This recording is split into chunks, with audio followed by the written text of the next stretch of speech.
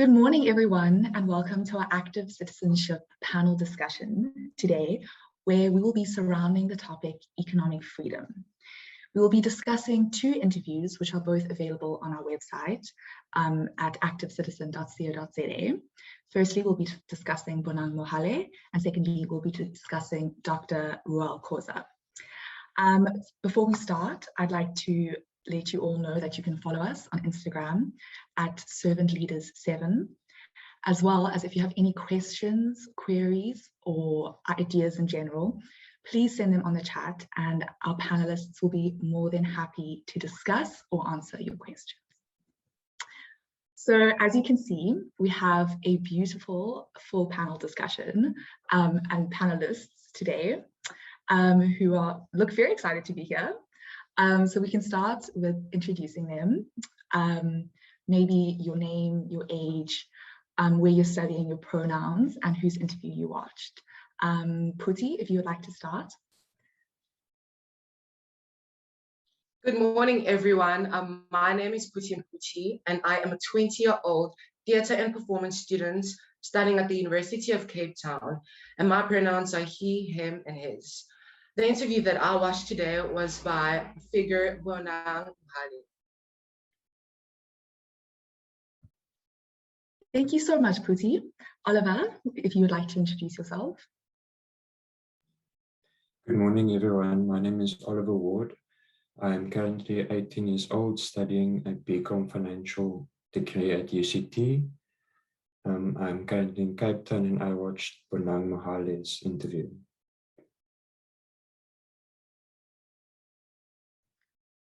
Thank you so much, Oliver. Okay, Mbali, if you would like to introduce yourself. Hi, everyone. My name is Mbali Williams. I'm a second-year law and political science student at the University of Cape Town. I'm 20 years old. My pronouns are she, her, hers. And I watched the interview on Dr. Reuel Khoza. Beautiful. Thank you so much. If we can go on to Olwetu. Good morning, everyone. My name is Olwetu Khani. I'm a 20-year-old student at the University of Cape Town. I'm studying towards a Bachelor of Social Science degree. I'm from Cape Town. My pronouns are her and she. And the interview that I watched was by Mr. Bonang Mohale. Thank you so much. And last but not least, we have Nicholas. Thank you, Gina. My name is Nicholas Kruger. I am currently studying a BA Theatre and Performance second year with a specialization in acting. I am currently 20 years of age. My pronouns are he, they, and I watched the interview of Reuel Khoza. Thank you. Thank you so much, Nicholas. Okay, so firstly, I think we should discuss Bonang, who he is, his childhood, and maybe if we could get Oliver to speak a little bit about him growing up.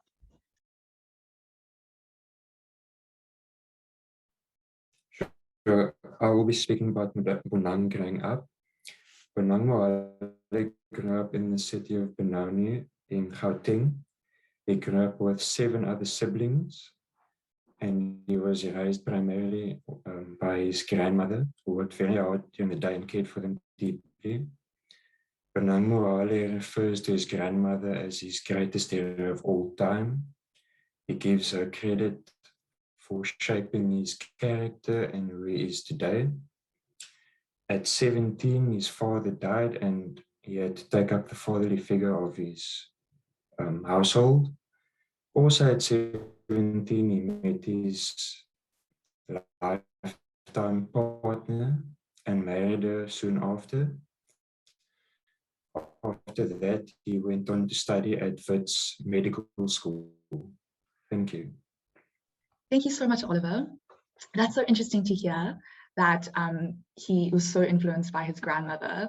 I mean, there's that saying that says behind every strong man is a more powerful woman. And I think that's absolutely the case with his grandmother. And it's so beautiful to hear that so late in his years, he's still referencing how this woman in his life impacted him so much.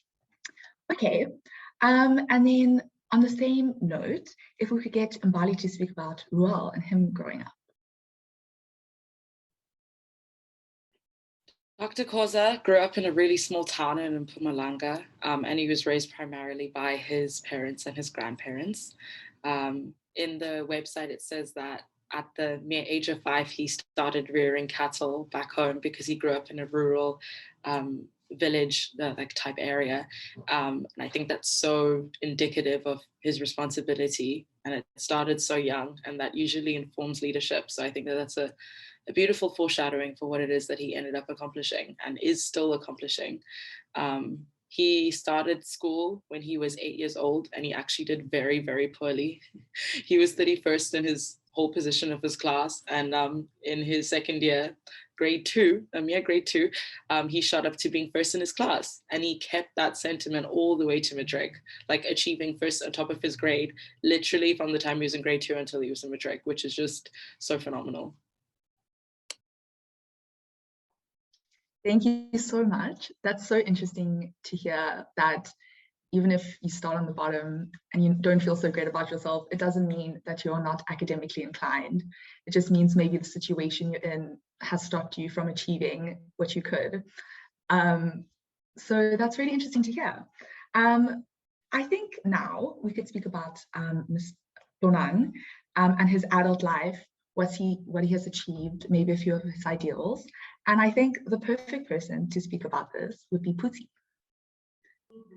Bonang had a strong endeavor throughout his adulthood. He married the love of his life, Susan, and had 2 beautiful daughters who they look up to and are their force of drive throughout their careers. He was birthed from spending 4 years at the Wits Medical School, wherein he acquired business and management experience by spending 10 years in the pharmaceutical industry, progressing through various positions, including product management and new business development, making him a corporate leader within public entities and private sectors. His achievements were very noticeable and were very strong, having to receive endless awards throughout his adult life, varying from the Black Management Forums in 1997, the Presidential Award for his servanthood in the South African industry and economic empowerment of previously disadvantaged individuals, the South African Facilities Management Association Personality of the Year in 2007, and awarded the Black Management Forum's Lifetime Achievement Award in 2019, just 22 years after being elected the head of it in 1997. Also achieving the Free Market Foundation's Luminary Award in 2019. And lastly, he was the winner of the Forbes Women Africa Male Gender Advocate Award in 2019.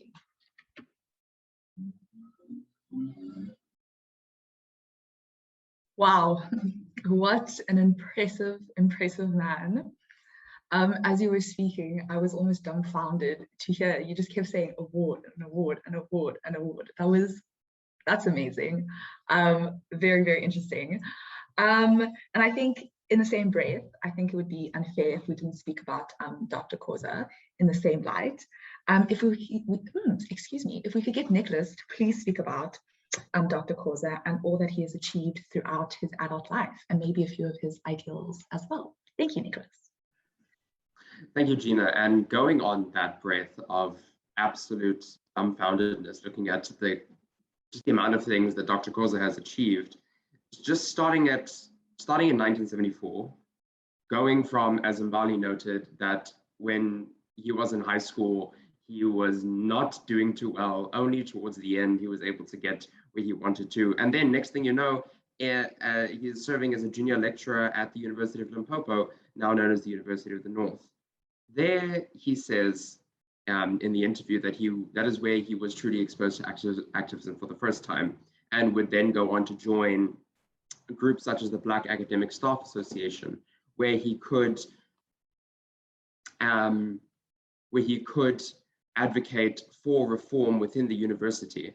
While there, Khoza would use his position to agitate and advocate for the decolonization of Black people in South Africa, and specifically for Black consciousness, from organizing struggle songs to be sung during Black Arts Week, as head of this university's chorus, he actively boycotted the performance of classical European music, which unfortunately would later see him being fired from the university. Ironically, 10 years later, he would be invited back for a graduation speech. And by 2007, he was chancellor of the university. So if that's one story that can inspire, it's just absolutely amazing to go from being rejected by this colonial institution to the same institution having to come back and beg for him to be the later become chancellor. Well, that's a story we love to see. His later academic achievements would later see him gain a master's in marketing while studying in England, as well as gaining 2 honorary doctorates, one in law and the other in economics. Furthermore, as if it would end there, he would later go on to serve as the head and chairperson of many multiple major institutions, such as ESCOM chairperson during from 1997 to 2002, Nedbank chairperson from 2005 to 2015, president and still of the Institute of Directors in South Africa, and today he holds the position of chairperson of Discovery Bank Limited. Dr. Khoza, throughout his entire life, and now still achieves things that were not given to him. He actively defies the system that he has been born into, and still we are all still living under.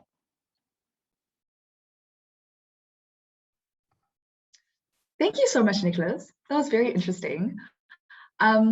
I know from like personal reading on Dr. Khoza that he's a huge intellectual, really believes in the youth seeking academic qualifications and furthering themselves, which is very interesting. And also, exactly like Bonang, a very highly decorated man who has achieved a lot in his life.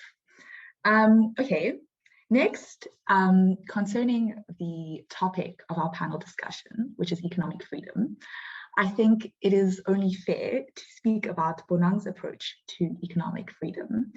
And I think I would like to ask Olwetu if she has anything to say on this. Yes, so I think when I was sort of engaging with the different definitions of economic freedom and which one sort of applies the most to how Mr. Mohale applied himself as a leader, one stuck with me, and it reads that it's the independency experienced by individuals to pursue their interests within a society or within a company or within a community.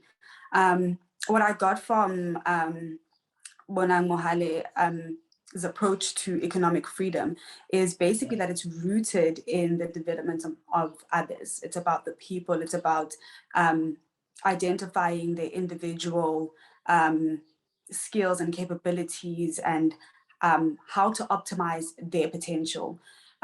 He talks a lot about also applying oneself to their work and sort of their skills and what they're doing in their lives, and how this can sort of assist in consciously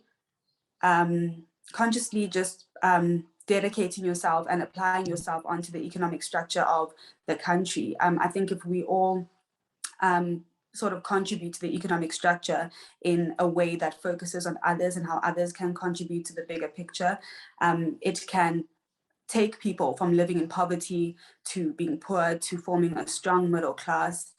So I think the essence in Mr. Mohale's approach to economic freedom is that it lies in bridging the gap, the developmental gap, in bridging the gap from the past, the effects of our past, and sort of bringing us to our full potential. And yeah, that's definitely what I got from it.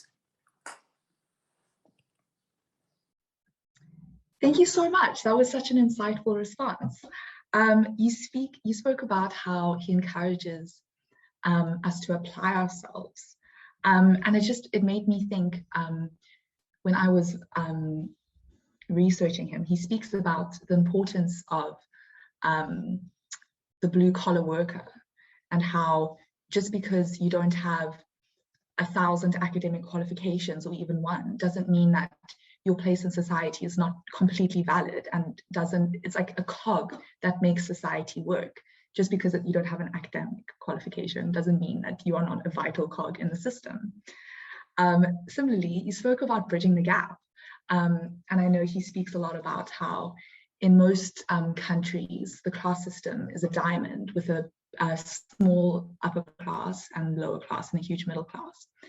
And I know he speaks a lot that in South Africa, we're a diamond with a huge lower class and a very, very, very small upper class. And that just made me think like that it resonated with me when you said bridging the gap, because he speaks so much about how South Africa focuses a lot about saying, no, we're going to make a middle class, we're going to have a strong middle class. But he says, and he's quite strong in his opinion, that we're just making the extreme poor poorer, which is a very interesting approach, I think. Okay. So next, I think we should speak about Dr. Khoza and his approach to economic freedom. Mbali, if you could please speak on this. Thanks, Gina. It was made quite evident in the interview that in the bulk of his professional and his business career, Dr. Khoza has always emphasized principles opposed to populism. And I found that so insightful because in South Africa, and in fact, I think for most of the world, right, our leaders are characterized as being people who are charismatic and they lead from the front and they make a lot of noise, you know, and they consider themselves the voice of their people. And Dr. Khoza affirms that that can only get you so far, right? And that there should be a criterion of knowledgeability, as he coins it, that people should be knowledgeable on the position that they're taking in leadership. You know, if you're going to be the president of a country, you need to have some kind of cognizance of the economy and the social and the political, like all of your spheres need to synchronize. And he just affirms that like as being really important and as something that he actually measures his political leaders to that standard. You know, in 2012, he criticized President Zuma, which I think it takes such a leap of courage to do something like that. But the fact that he's always affirmed, I think, his principles opposed to the populism. He doesn't mind not being the most liked person in the room. He doesn't mind, you know, not necessarily being the voice of the people because he wants to be the voice of the truth. He speaks from an intellectual capacity. He's always affirmed, like, intellect and, you know, intelligence. That's why, as Nicholas spoke about earlier, he's such a decorated figure because he studied so much, you know, and he takes his job so seriously. But I just, in reading that and in learning all of that, I was thinking about what these principles are, you know, and something that I really liked and quite stuck with me was that he emphasizes that you should lead from within and only from the front when necessary. And I think that speaks a lot to his leadership style. And I mean, I think it's quite indicative of servant leadership, which is why we're all here, which is why we have this conversation, is that servant leaders they come from within and they should be representing people and not be driving it through their own motives or, you know, caring about being the label, the face of the movement. He doesn't affirm that. He doesn't care for that, which I really love. And the fact that that's his approach to economic freedom, it's all encompassing. I think it ticks all the boxes. But yeah.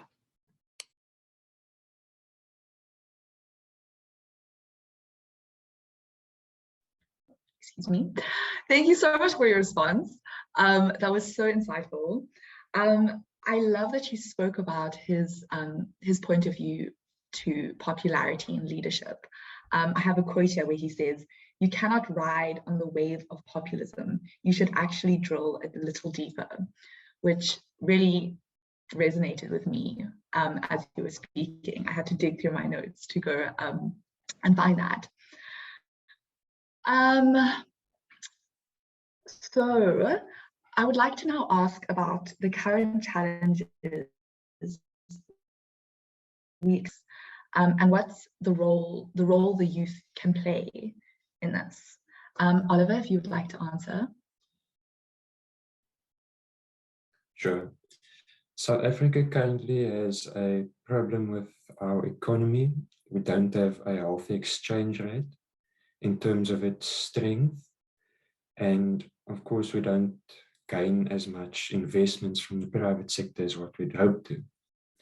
Even though our economy has been the best performing emerging market economy for 2021, which is quite amazing, considering we have to face the rest of the world, excluding developed countries such as America and UK, but it's quite remarkable. However, this does not account for the current unemployment rate. We are first in unemployment rate worldwide with 34.4%. That's quite high, I believe. Mohale made a point by comparing the tax-paying population and the population living on social security grants. As Gina referred to about the diamond shape and the triangle shape, our tax-paying class is smaller than the class living on the social grants, and it's not sustainable, and the system cannot be sustainable. So we need to change that system. We need to implement something different, make new policies perhaps. But yes, and then finally, to solve this unemployment crisis we're currently experiencing, I believe it's best for us youth to create sustainable jobs, to create sustainable businesses, while understanding our responsibilities towards our employees and towards other sectors of the business world.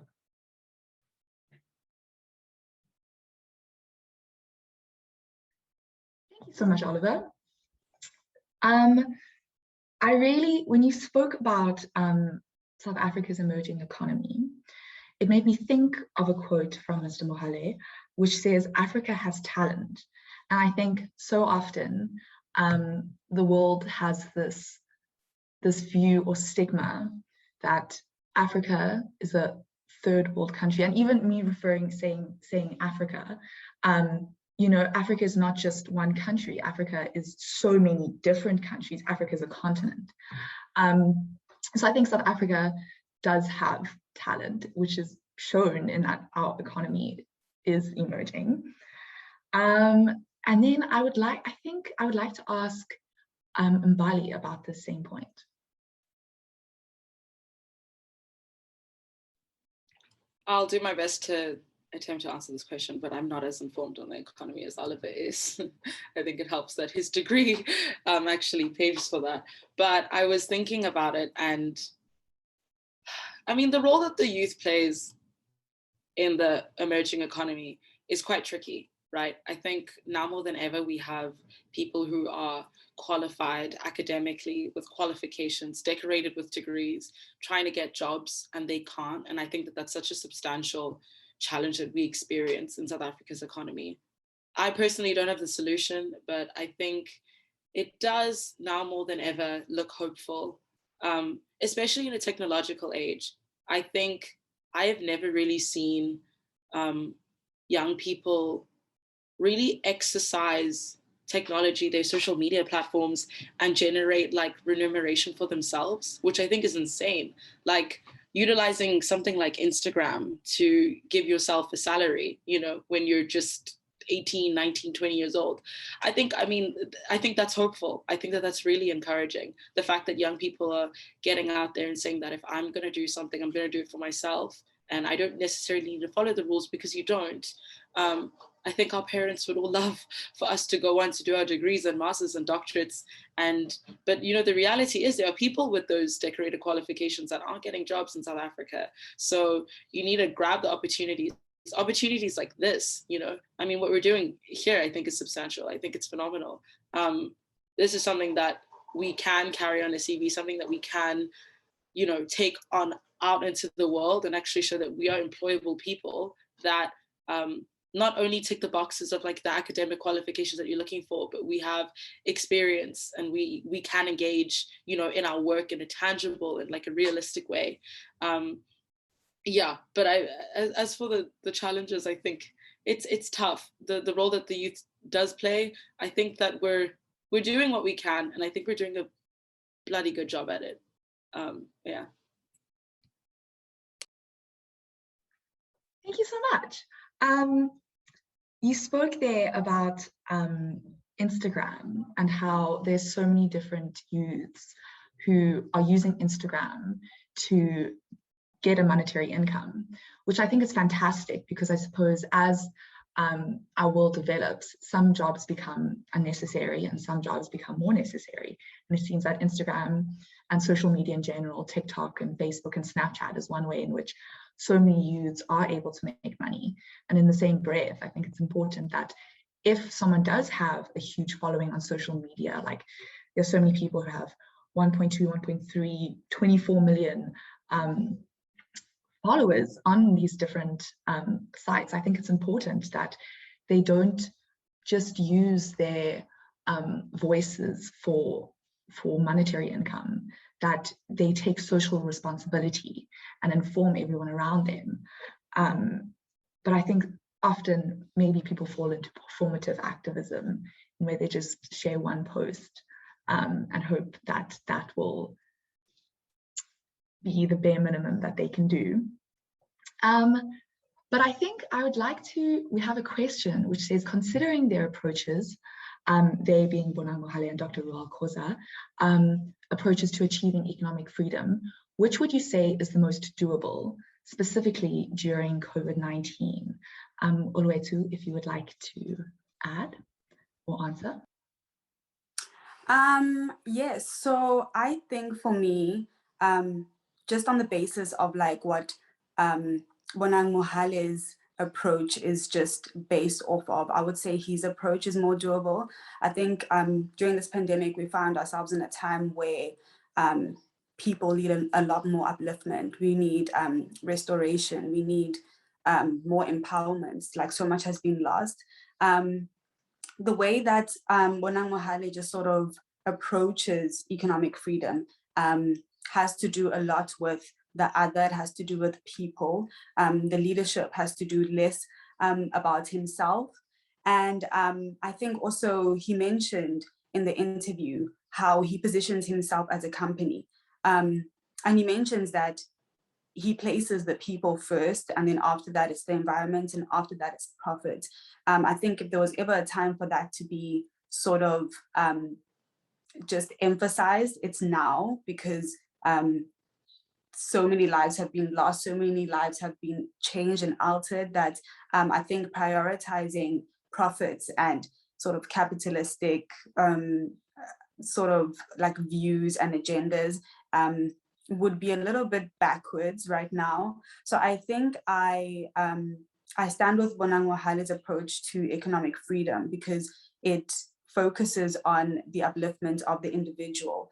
And if you sort of contribute to individual potential and the skills of each person, they're able to bring themselves out of whatever situation they're in. They're able to learn more and be educated and create more jobs and sustain themselves and sort of get themselves out of poverty cycles, out of a lack of education, a lack of unemployment. So I think definitely the key to economic freedom, especially during the pandemic, is focusing on the individual and caring for them, having empathy for them, and uplifting them.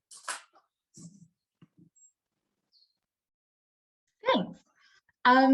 You spoke there about having empathy, and I think Mr. Mohale speaks a lot about he speaks about apologizing in his work, and how he believes that you should always be held accountable and always go and apologize for your actions. If, say, in a business deal, you've maybe done something that would have affected your business partner.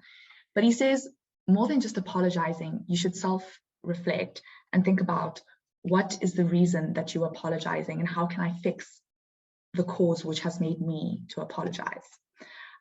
Nicholas, would you like to add onto this question? Thank you so much, Gina.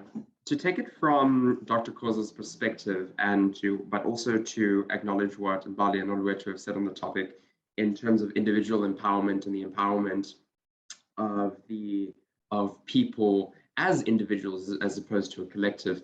I think the one big takeaway from Dr. Khoza's interview is where he talks about this idea of intellectual capital. Now, we all know the idea of capital. Now, when Khoza talks about intellectual capital, he is talking about knowledge, wisdom, experience, all these sort of things that the current system denies for so many South Africans. He talks about developing this intellectual capital for all South Africans, so that when people come to a problem, they're approaching it from all the different angles that their experience can let them do so. If you're not exposed to problem solving, you won't have the skills to problem solve. So what Khoza then goes on to advocate for is for that development of intellectual capital through education programs, through work and skill programs, through anything, any measure that can equip South Africans from across the board with the ability to do anything, with the ability to think anything, with the ability to go further than they thought they could. And this is where I then go on to say a much broader approach would be needed. I mean, we can always welcome private sector investment. We can always welcome money from companies abroad, but that money and that capital is only interested in growing itself. For sustainable development and sustainable growth that is inclusive to all South Africans, we need these people that we on this panel have been talking about, the Instagram influencers, the people who are utilizing this technology that is only truly available and known to our generation. I mean, it's in our bones, we've grown up with it. We need to have these kind of people at the forefront at advocating wider change for more people. As Gina was touched on with the whole idea of performative activism, we cannot have that. If you have a platform, that platform needs to be used to empower other people, not just your financial benefit. So yes, to circle back, the entire idea of intellectual capital, this idea of experience, of knowledge, of the ability to do things needs to be developed for South Africans to be able to address the economic problems we currently face. Thank you.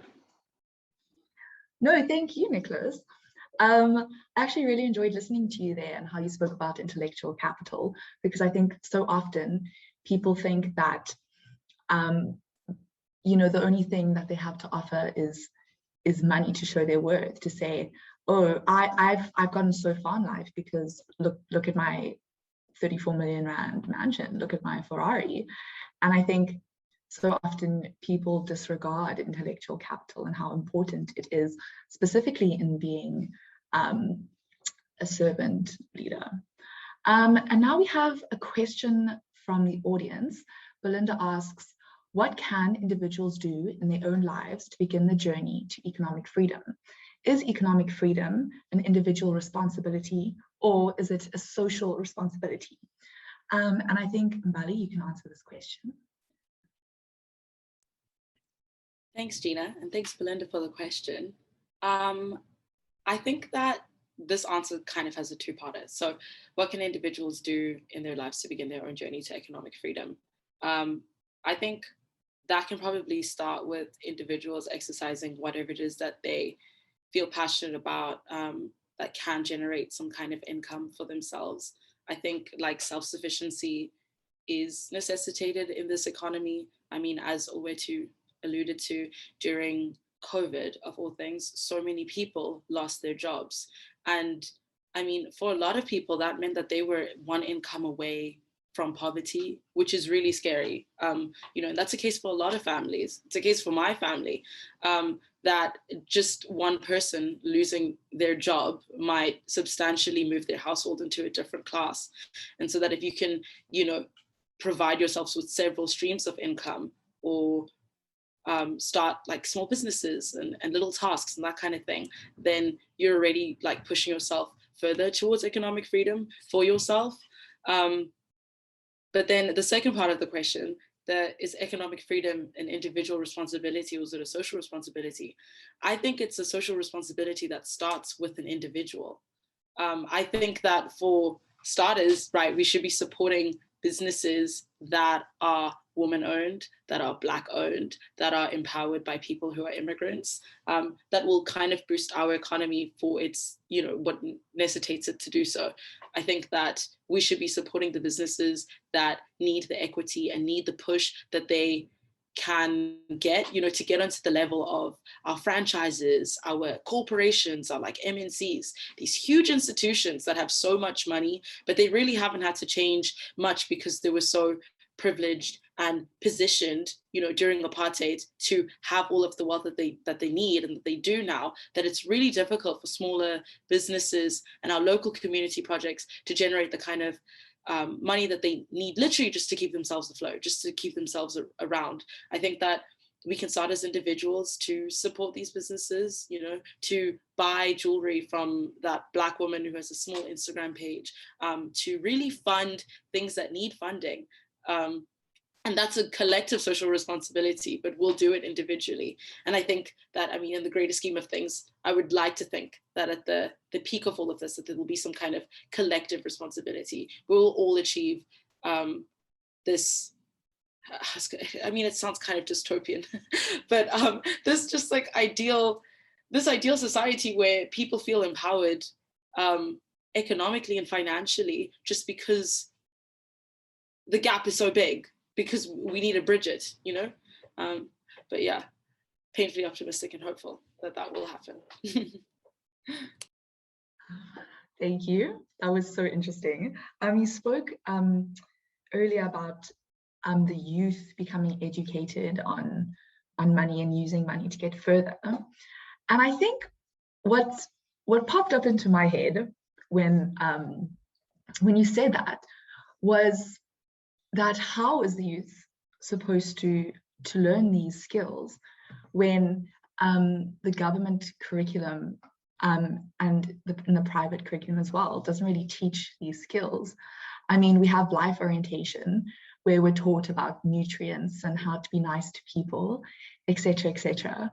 But there's not really much taught to us, and even, grade 8s, 9s, and 10s, who sometimes need to be making money for their families. They're not really taught how to make money, or even more importantly, how to grow the money they have, how to make investments, how to make investment portfolios, all of those types of things, which I think is very important and should be taught to South Africans. So especially considering our huge lower class, I think that could be very beneficial. So I think, Puti, if you have anything to add to that point. Yes. What can individuals do in their own lives to begin the journey to economic freedom? Each individual has a purpose in this life, and their purpose is to find a way to familiarize themselves or be comfortable within whatever they want to do regarding any spectrum. And then from that, it's just, you have to find a way to like monetize whatever you found interesting within the business field, the technology field, in economic field, in social field, and you find a way to monetize your skills so you can get like independence from that and find a way to make money from that situation. Because more than ever, COVID really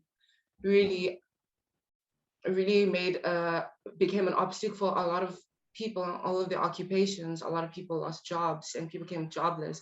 As Madi said, people are one income away from poverty, which is a dreadful impact. So for people to now, and as you said, Gina, education doesn't always cover every skill used to create any endeavor that you'd want to be a part of, but it all comes down to you as yourself, what you find interesting and how you're planning on making that your source of living, your source of income. Technology, for example, social media took us by a whip, and people find a way to gain economic freedom from that, drawing from these skills that they have. And the youth, it really focused on the youth because the youth managed to find a way through TikTok, Instagram, Twitter, you name them, as a way to make a living for themselves. And the other question was, is economic freedom an individual responsibility, or is it a social responsibility? It all comes down to individual responsibility. You yourself, like I said, you have a purpose in this life, and it's all about hard work to gain autonomy and economic freedom to be able to produce, sell, and invest whatever you like and however you see fit. It needs to start with you, and any business or any company that you conjure up, we need to support, as Mbali said, you need to support each other's indie companies and businesses. It's an individual responsibility at first. You can't help other people if you can't help yourself first. Develop yourself day in and day out to see and to find pride in improving yourself, drawing from what Mohale stated. So it is an individual responsibility to find a way to make a living for yourself, and then you'll be able to help people around you and to find a fixation in helping grow development for yourself and the people around you to create an egalitarian society. Thank you. That was such an insightful answer. You spoke about social media and how the youth have been making money through social media. And that just made me think of how so many people are shamed for making money on social media, which I find very interesting because older styles of jobs are never shamed. You're never really shamed for, I don't know, being working in a grocery store or being a lawyer. So why would you be shamed for being in social media where you're making maybe the same amount of money that a lawyer is making annually? Sorry, so that I just found that very interesting. And then so we have another question, which is, would you say it is a capitalistic view to, by blaming the poor or the lower class for their economic position, and therefore saying that they should fix their own economic situation? And I believe, Nick, I think you would be the best person to answer this. Thank you, Gina. So to sort of right off the bat, yes, it is a capitalist neoliberal view to start blaming people who are disadvantaged by an apparatus, a system that has been established and has been growing for hundreds of years for their current position in life. If we cast our minds back to the beginning of June during the looting that occurred in KwaZulu-Natal and Gauteng, a lot of people revealed themselves not truly understand why people go to these sort of lengths or why people do what they do. They, for a lot of people, and it's primarily people with money, primarily white people with money, condemned it as the way these people are, their words, not mine. And what they fail to understand is that people only take extreme measures. And I'll use this example, I'll use this analogy. People only rock the boat when things are going wrong. People don't want to burn down malls, and buildings, anything, because they're going well in life. People only resort to such measures to get something to sustain themselves, to survive. So to get back to the topic of, is it a capitalistic view to blame the poor for their own state in life? Yes, no, it is, and it's entirely unfair because, as I said before, the system actively advantages people based on the color of their skin, and then more so based on the wealth that they have. People with more wealth, who are better privileged for other reasons as well, have access to resources that can only do them better. The people who don't have that same wealth don't have access to those resources. And quite frankly, the government of the past 20 or so years has done very little in addressing that situation, especially in predominantly Black areas and especially in rural areas throughout South Africa. I mean, in 2011, there was that story about that school in Limpopo that didn't receive textbooks, and it still has not received textbooks. And that is not a case of these people not being able to buy textbooks. This is the hill that I'll die on, that if these people had the money to buy textbooks, they would buy textbooks. But unfortunately, because the government sees them as expendable, either way, they're not going to receive these resources that they need to empower themselves to then be able to build that intellectual capital in this part of it. So yes, to recap, the view is very much neoliberal, very much built upon this idea that, well, if you don't pull yourself up by your bootstraps, then you can't, be successful in life. Yes, I agree that we should work ourselves individually to be successful, but when the entire system has been built to work against you, the people who do become successful are a case of miracle, no matter how hard they worked. Thank you. Thank you, Nicholas. I think my only response to that would be, how are you supposed to pull yourself up by your bootstraps if you can't afford boots? Oliver, if you would have anything to add? Yes, I would like to add something. I totally agree with Nicholas and his reasoning. I would like to describe the capitalist system. So it's an economic system where private property and firms and a market obviously combine and intersect. So in a capitalist system, it's quite largely linked to the democratic political system because there's choice. It's focused on the individual obtaining wealth, creating wealth for oneself.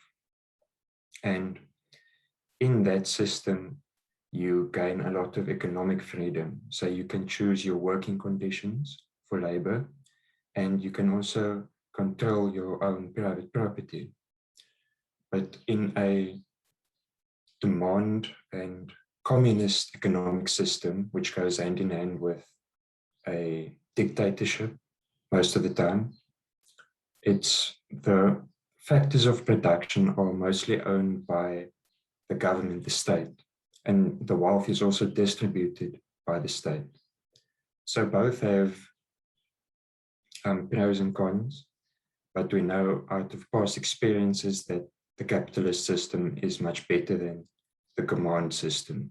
Unfortunately, in theory, the command system is better, but in practice, capitalist system is better. So most countries have adopted the capitalist system, and we have classes in the capitalist system. But in order to fix the system, there needs to be competition, and that is the only way I see how we can better our own lives and how the lower class can rise up to the middle class and then eventually to the upper class, is through competitiveness and sustainabilities and that sort of thinking and reasoning behind that.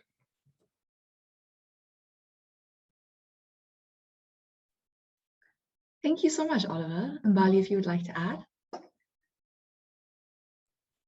Oh, well, that's a tough act to follow. I think both of you guys did such an excellent job answering that question. But I think, just to emphasize everything that everyone has already said, quite simply, yes, it is capitalistic to blame the poor, the lower class for their economic position. As it's already been mentioned, that people who are at the bottom because the system put them there, and the system operates to keep them there. So you simply can't blame people for their positionality just because you come from a place of a pedestal, because you just got the genetic lottery, you just happen to be born in the right family, under the right skin tone, in the right area. Like, it's all a matter of circumstance. I think that if it was that easy to just become, I don't know, a business mogul or a business owner, then everybody would be doing it. But that's not how it goes, because we're not all dealt the same cards when you come into this thing called life. And capitalism irks me personally. I'm tired of it. I'm exhausted, just because we watch it really just chew people up and just spit them out, and that the poor consistently gets poorer and that the rich consistently gets wealthier. And especially in a state like South Africa, where our bridge gap is so substantial, and we have like our elite upper class in a tiny percentage that, mind you, does get wealthier, you know, with their GDPs, with their incomes, their gross incomes every single year, opposed to poverty, and how that doesn't seem to really get better. And people that are in those positions, do you understand that they're in those positions because the cycle of poverty keeps them in it? Like, it just, I don't get the ignorance. I don't understand the logic behind blaming somebody for their economic position if they quite literally can't help it. And to point at the, you know, to point at the Dr. Khozas of the world and be like, well, you know what, they didn't come from much, but here they are with their doctorates. And I mean, he's the chairperson of Discovery Bank. That is amazing and credited to him. However, he's the exception. He's not the rule. The rule is that if you came out of a position like that, you will likely stay in it. And it's not because you didn't work hard enough, and it's not because you didn't deserve to get out, but because the system put you there and it wants to make sure that you do stay there.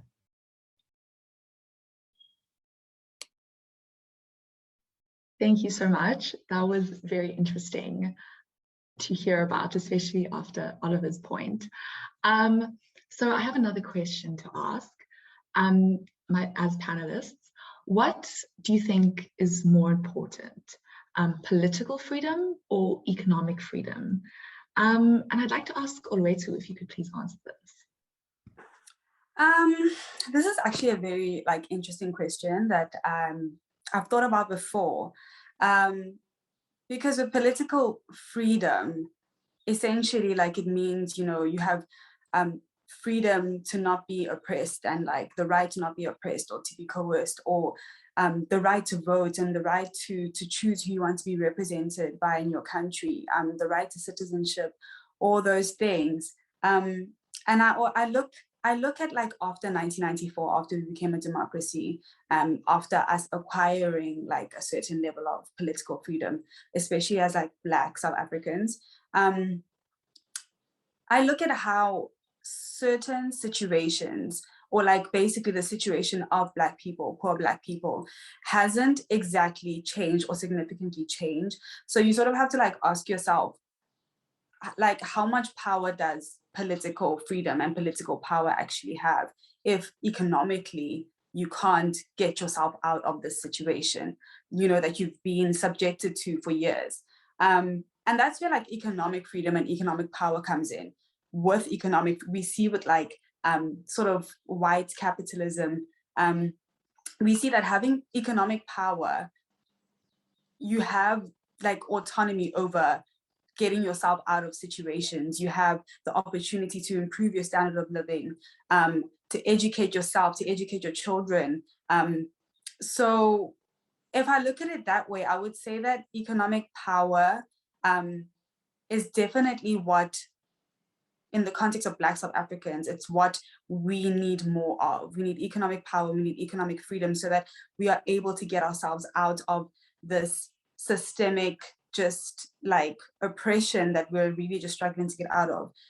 So yeah, I think that's definitely how I view it. If we can just be, if the power dynamics and the structure can just be dismantled for us to then have economic freedom, so that we're able to contribute to the economy and sort of just have the freedom to make our own economic decisions, to buy certain things that we need, to produce certain products that we need, to create job opportunities for ourselves.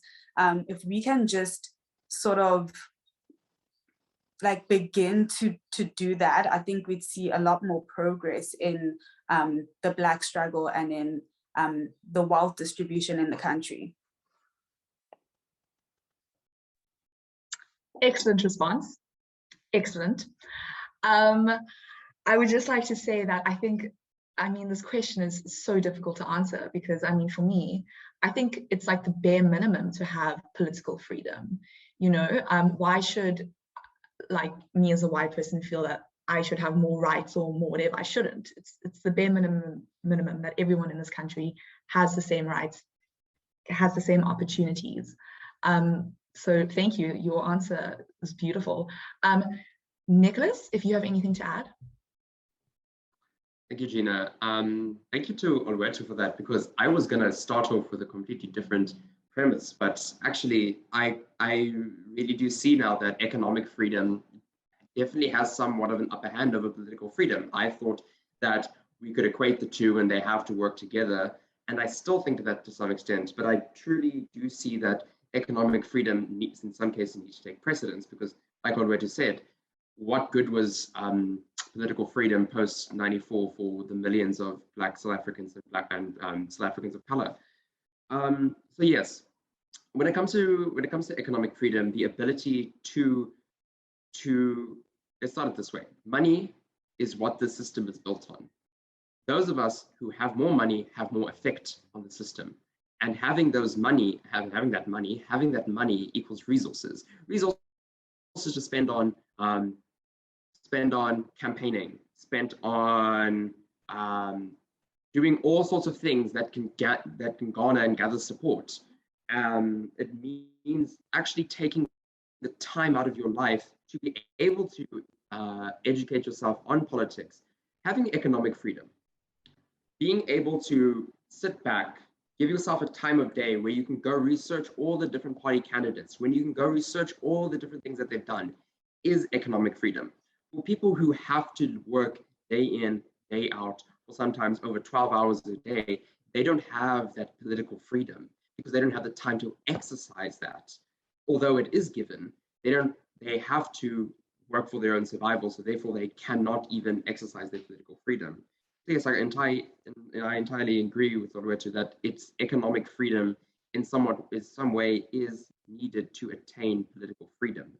And then political freedom, when it works, has to then become a counterweight to maintain economic freedom for those same people.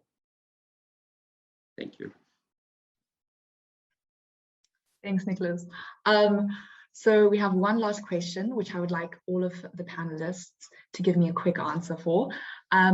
So we have our local government elections coming up. I hope that everyone has registered to vote.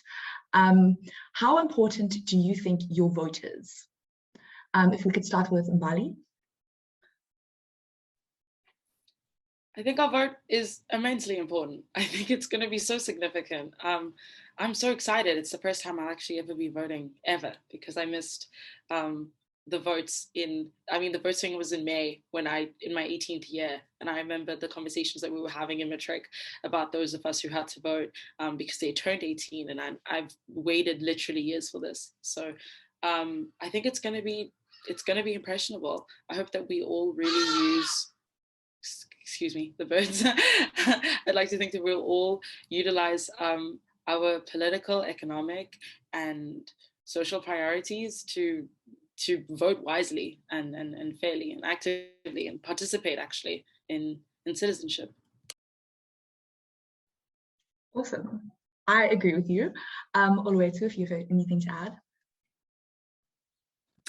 Yes, I agree a lot with what Mbali said. I think I just want to draw the importance of voting onto what Dr. Khoza said. And he basically said that as the youth, we should basically think beyond today and tomorrow. And I think that's what voting symbolizes. It's about cultivating a reality that our forefathers fought for. It's about cultivating a reality that we still want to reach, of equality and representation and progress. I think that's why every vote counts, every single election counts. And yeah, that's definitely why it's crucial. Thank you. Yes, every vote counts, every single vote. Oliver, if you'd like to add. Sure. I also believe that each vote is just as important as the other, and one vote does make a difference at the end of the day. And I'm super excited to vote this time, my first time. Yeah, I think it's our civil duty to cast our vote and make that contribution. It shows responsibility and integrity, and it's good to do it. Thank you, Oliver. Puti, if you would like to add quickly. I think it's extremely imperative that we vote, because we will envision a society that is acknowledging what our forefathers fulfilled during from what always we said, and to build a legacy for our kids and our kids' kids to have a free, comfortable life. So voting is extremely crucial. Thank you. And lastly, Nicholas. Thank you. And just to echo what everybody said, I think it is a flawed concept to not participate in democracy. The system affords us the ability to make change even in the small incremental and frustrating ways that it has to happen. We have to use the opportunities that are given to us. And one of those opportunities as people in the Republic of South Africa is voting. Thank you. Thank you so much to my panel for such an interesting debate.